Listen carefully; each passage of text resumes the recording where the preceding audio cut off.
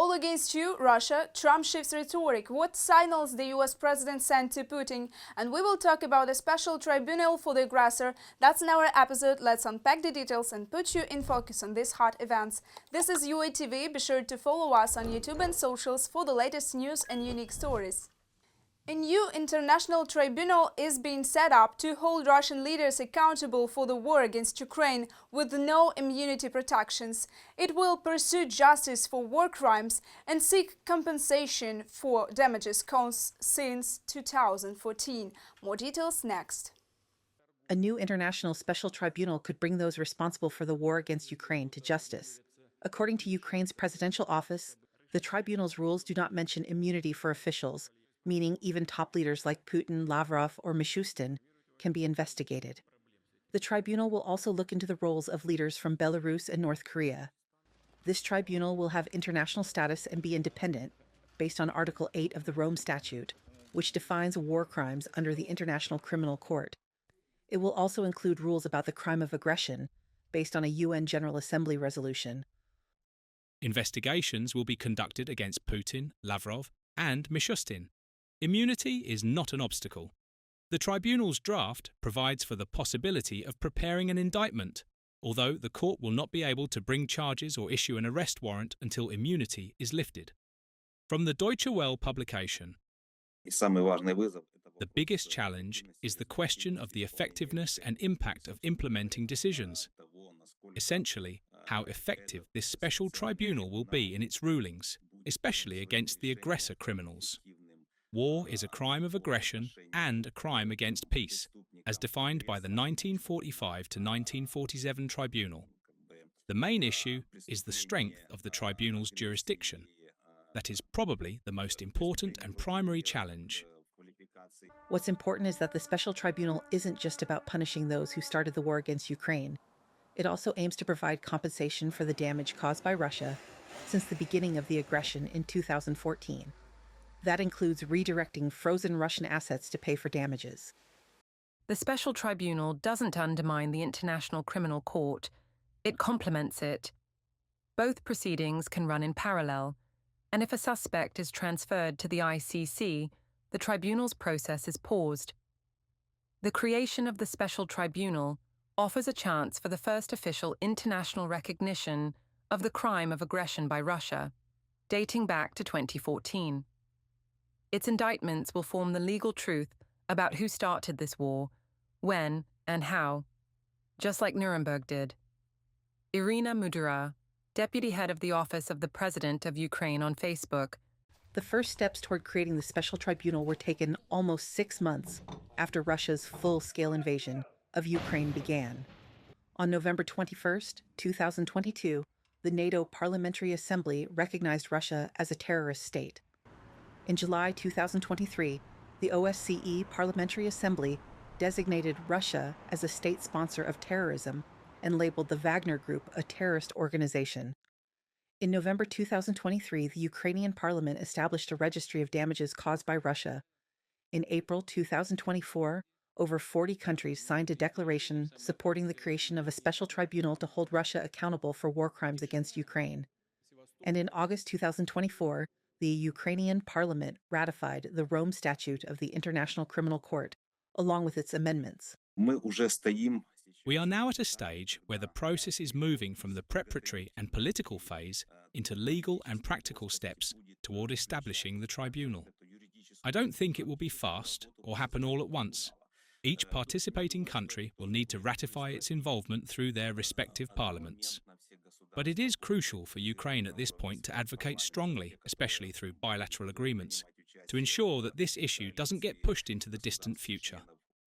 Russia continues to destroy Ukrainian towns and villages and to kill civilians. In April 2025, during an interview with CBS, President Volodymyr Zelensky stated that since the start of Russia's full-scale invasion, more than 13,000 civilians, including about 600 children, had been killed. These are official figures gathered by Ukrainian law enforcement within territories under Kyiv's control.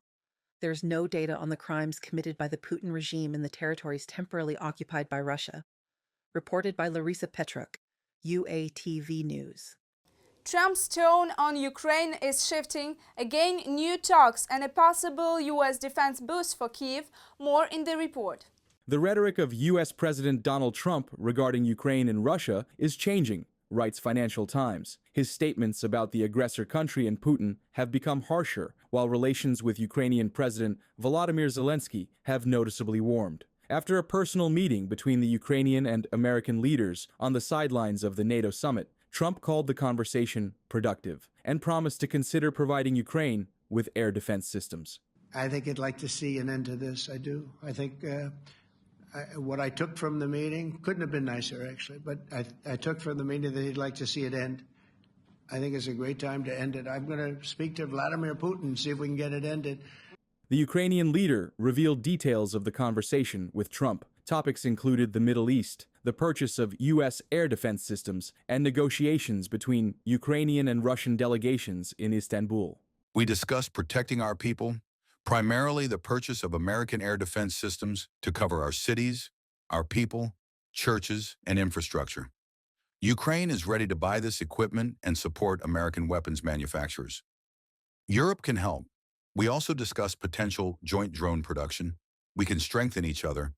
Volodymyr Zelensky, president of Ukraine, on Telegram. We're now seeing a certain warming. There have been positive statements, and the meeting between President Zelensky and Trump was constructive. It wasn't long, but judging by the statements from both sides, it was productive. Trump's subsequent remarks to the press confirmed this. At a press conference following the NATO summit, U.S. President Donald Trump commented on the Russian dictator's policies.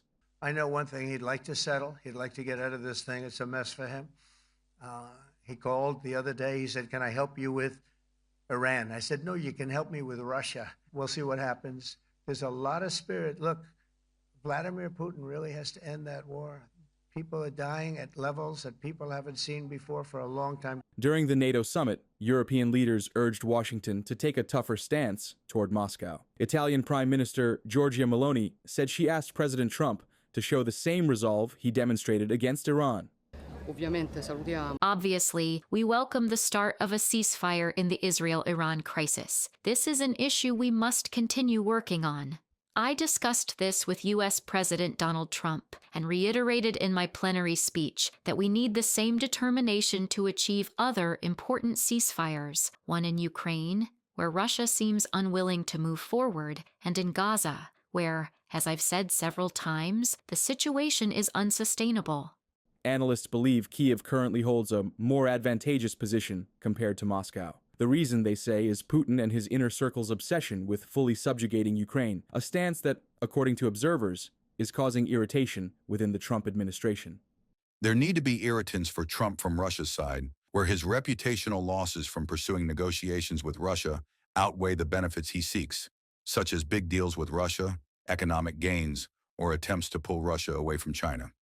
I think we're close to that Rubicon. One such irritant was a recent social media post by Dmitry Medvedev, deputy chairman of Russia's Security Council. Medvedev not only criticized U.S. strikes on Iran's nuclear facilities, but also mentioned the potential transfer of nuclear weapons to Iran. In response, he received a sharp rebuke from Trump, reported by Nikita Skoblikov, UATV News.